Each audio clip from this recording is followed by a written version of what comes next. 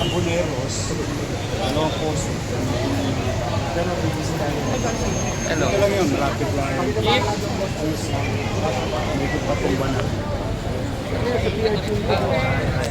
Ate po, of course, ito, lagi ko nakakausap sa mga to. Ito yung hiningan ko na tawad na huwag kaming putusin. Mayor, good morning po. Pero mag-update ako. Thank you po. Basta, Che, bubuksan ko yung kalsada mo. Ngayon. Let's go. Mayari ko lang ito sa glutas. Yes, and I'll show you. sabi ko nga kay Cesar Boss, you have the full support of Meralco, your men and women of Meralco. Mahal namin si Orme. Ay, thank you. Ang The main same nila. manner, pag bubutasin yung kalsada namin, gagawin yung poste namin, you have the full support of the city. Tama ko, maraming To salamat. modify Thank you very much. the capacity o power. Thank you very much. Thank you very much. Kasi that's for growth. Yes. The least thing that we can do is Thank you po. Ako na sa stock. hindi. Saan ba yung tinira nyo kanina? Dito boss. Dito po. Oy, napakaswerte naman. Unang daga ng push ko. Hindi, para may masa din. Yes. Maswerte na lang tayo last time. Nakapit ko yung mga bastos. Yes. Normalize na. Yes. Ay, Good morning po, Mayor. Morning po. Ayan. Napuyag na kayo. Wala po, Mayor. Bilis na lang. Yes, na tayo. Dandahan na kuya, ano? Para kay Oh, yan. Salamat po. Ito na po. Boss Yorme, I'm gonna show you Ayun. barangay. Boss, huwag mo na. Pahayaan mo na natin sila. Dito sa likod na lang. Hindi, okay naman sumunod. Hayaan mo na. Smart. Smart lang mo na. Yes, si Joe. Hey, Joe.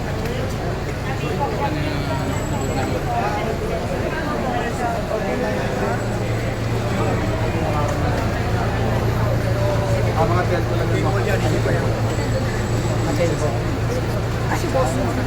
Ay, sir.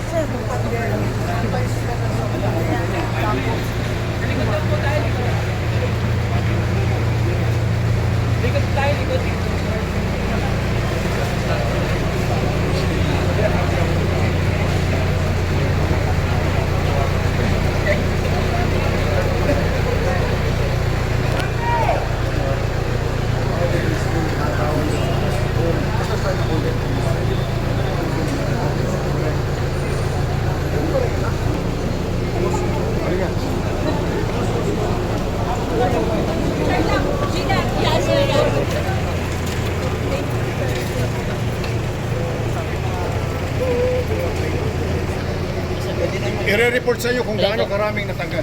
Thank you. Sir. Thank you. Pakisabi sa team mo. Yes, sir. Kasama naman po namin sa pamumuno po ng Meralco. Marami na po tayong na-disconnect na wires dito. Actually, simula tayo since April, Boss Lily. No? So sila, Boss Lily po yung direct sa amin, sa PS4 and Meralco. At nakatanggal na tayo ng around 2,000 kilograms plus pa. Simula hanggang 2,000 kilograms, 2 million kilos. yes po, sir. 2 million kilos. So hanggang ano lang po Kasi yun? lahat ng taso nyo ng araw, tinitira ko rin.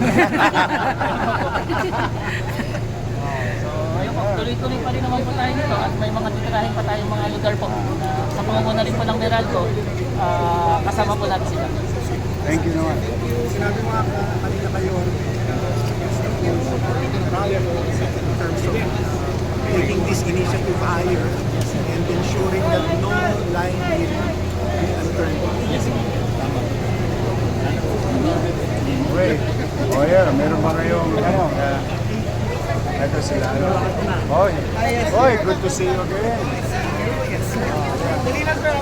Oh, sige lang.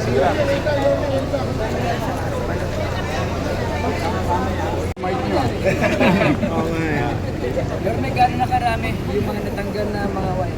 Well, based nga sa ginagawa na Meralco o yung flight operation na ito, the private sector through Meralco and the local government unit City of Manila is now heeding the call of our constituents in as much as we can to clear up weight sa mga poste namin. At saka yung madalas makikita mo yan sa commentaries, no, yung spaghetti wire. With this effort headed by Meralco, the least thing that we can do is to be grateful to Meralco na at least may nakikinig sa amin at may tumutugon sa panawagan at request ng taong bayan. Kaya kahit papano, you know, that's 2 million kilos of unnecessary, unutilized and unusable wires. Malaking bagay yun. Hindi kaila sa inyo, a few months ago, I think it was fully televised and covered, na may tumumba rito, dyan sa Codley, sa Katigan. Maswerte tayo, walang buhay na nadisgrasya. And with the effort of Meralco and your city government, at ang mga barangay, hindi man natin ma-perfecto, pero sigurado ako mababawasan na yung probability na may tumumba ulit na poste. In fact, may isang netizen kahapon, pinorward sa akin yung pictures somewhere in Aboneros, and we'll visit that also. So, pag nagtulong-tulong talaga ang private sector at gobyerno,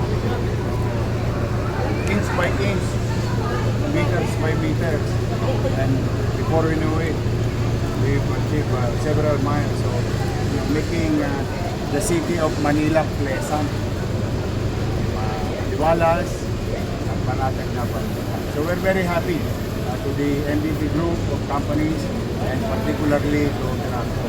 Kasi makikita nyo dyan, no? Maaaring Meralco, ulot-dulo o simula, pero kasama din dyan ang cooperation ng PLDT and all other telcos that may be utilizing itong mga pose.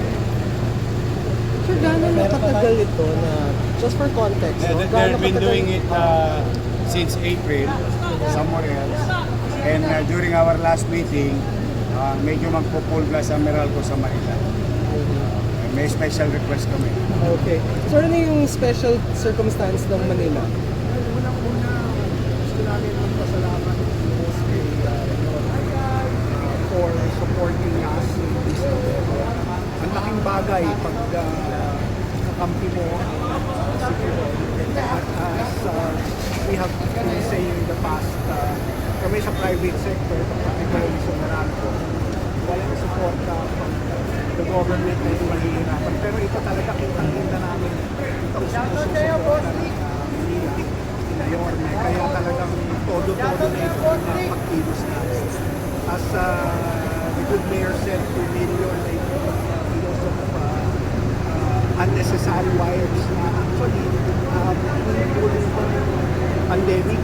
Ang daming nagsampay na mga tingnan nila, hindi clear sa Meralco, hindi clear sa Manila, basta na lang nila sinampa yung kanilang mga linya, ito advantage na yun sa situation. So ngayon, nandito tayo sa situation. Pero alam niyo naman na sa Meralco, for sure, or supervisor na talagang hindi namin tinigilan yun sa mga kayola. Hanggang hindi natatanggal ang kahuli-hulihan sa mata na spaghetti wire, tuloy-tuloy itong trabaho. Again, our producers, for helping us in this.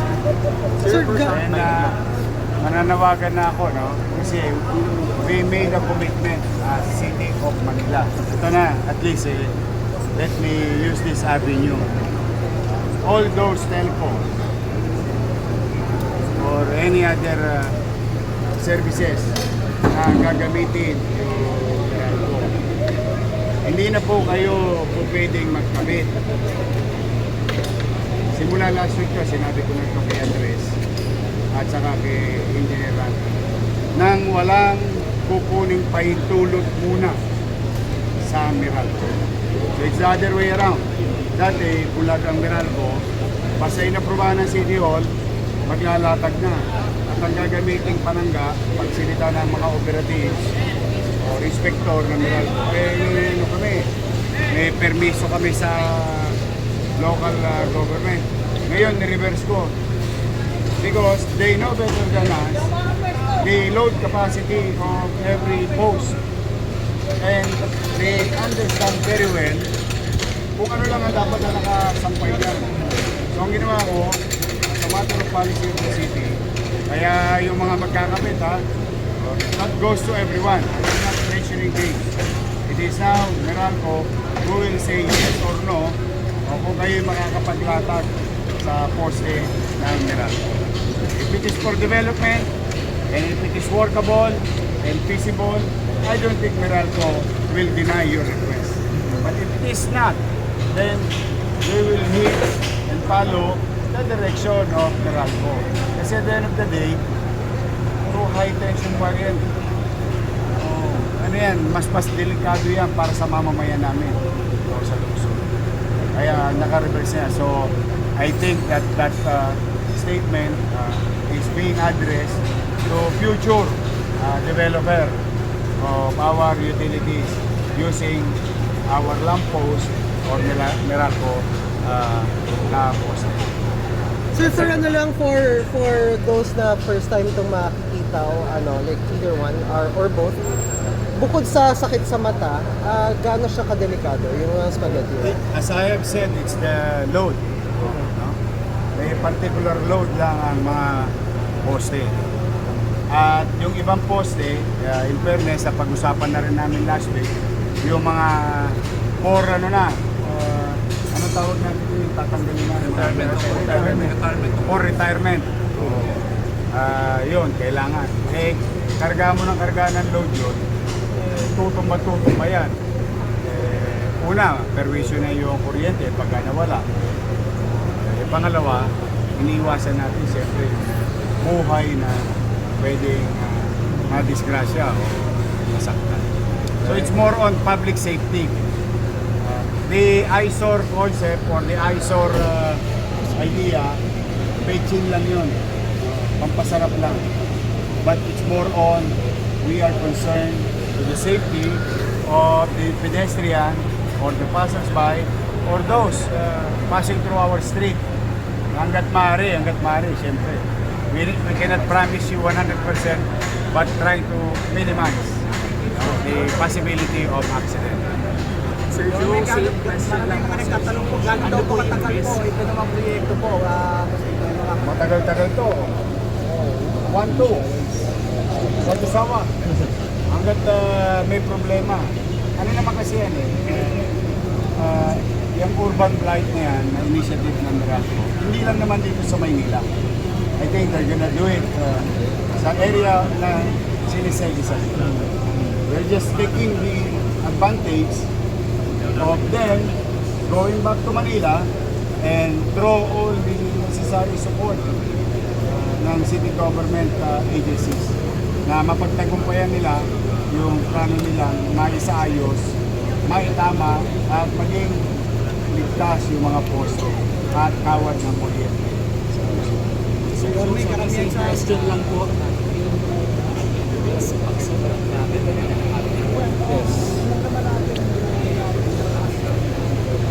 2 years ago.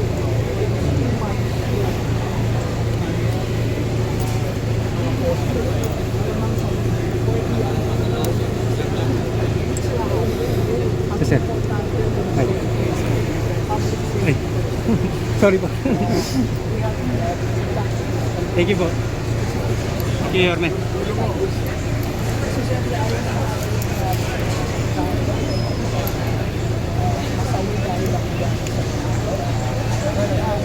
Kaya talagang isang ibang paano. Again, papasalamat ako. Sa puso na natatanggap ko. Talagang napatanggap ko. Make natin meron ako dito sa festival. Sure na public safety. Make sure that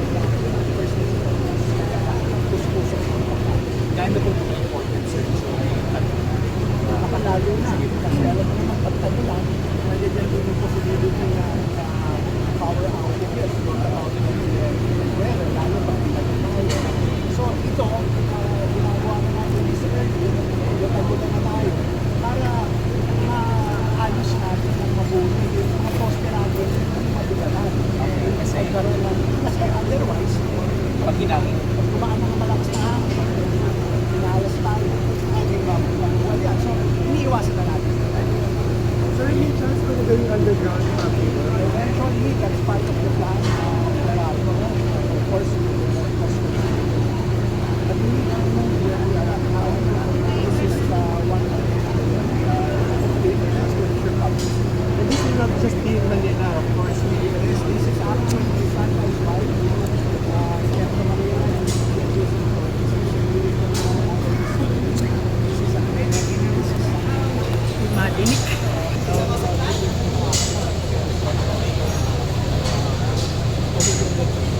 Sir, so today at na-collect so far 2 billion. Sir,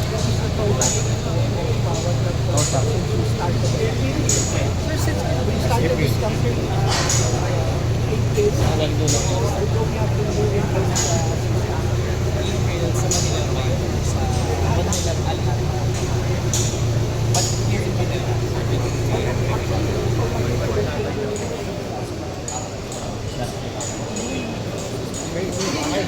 Thank you. Ibisitahin kami ito. Kawawa naman tong access dito. Ayan, dumating na yung ating magandang vice. Diba, malalaki yung kable niyan. O wala namang permiso. O, tapos nakikabit sa Meralco. Wala rin idea yung Meralco. Now, wala. Kailangan tanggalin. Wala pong communication. No. Because it's illegal. The past that we can act, it's better.